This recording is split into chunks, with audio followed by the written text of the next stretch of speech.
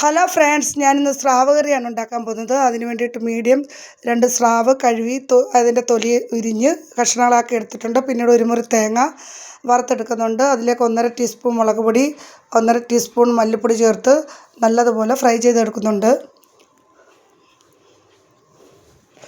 പിന്നീട് അതൊന്ന് നല്ലതുപോലെ ഫ്രൈ ചെയ്ത് വന്നതിന് ശേഷം അതിലേക്ക് 1/2 ടീസ്പൂൺ ഉലുവാപ്പൊടി ചേർത്ത് മിക്സ് ചെയ്യുന്നുണ്ട്. പിന്നീട് കഴുകി വെച്ച കഷ്ണങ്ങളിലേക്ക് ഇഞ്ചി ചതച്ചത്, പച്ചമുളക്, കുടംപുളി കീറിയത് ചേർത്ത് 1/2 ടീസ്പൂൺ മഞ്ഞൾപ്പൊടി ചേർത്ത് അതിലേക്ക് പച്ച വെളിച്ചെണ്ണ ഒഴിക്കുന്നുണ്ട്. സ്രാവിനൊരു ചെറിയൊരു രുചി വ്യത്യാസമുണ്ട്. അപ്പം എല്ലാവർക്കും അതിൻ്റെ ടേസ്റ്റ് പിടിക്കത്തില്ല. പക്ഷേ ഈ രീതിയിലൊന്ന് ഉണ്ടാക്കി നോക്കിയാൽ നല്ലതാണ്.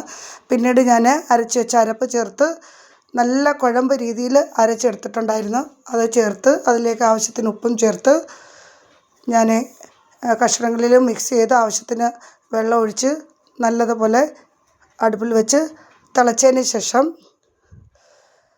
ഞാൻ കുറച്ചുകൂടി ഇതിലേക്ക് വെളിച്ചെണ്ണ ഒഴിച്ച് കൊടുക്കുന്നുണ്ട്. അപ്പോൾ എണ്ണയൊക്കെ തെളിഞ്ഞ് നല്ല രീതിയിൽ കറി വന്നിട്ടുണ്ട്. അപ്പോൾ എല്ലാവരും ഈ രീതിയിലൊന്ന് ഉണ്ടാക്കി നോക്കണം.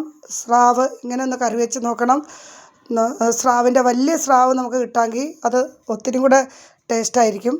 അപ്പോൾ എനിക്ക് ചെറിയ സ്രാവാണ് കിട്ടിയത്. അപ്പോൾ എല്ലാവരും സ്രാവ് കറി ഈ ഒരു രീതിയിൽ ഉണ്ടാക്കി നോക്കണം.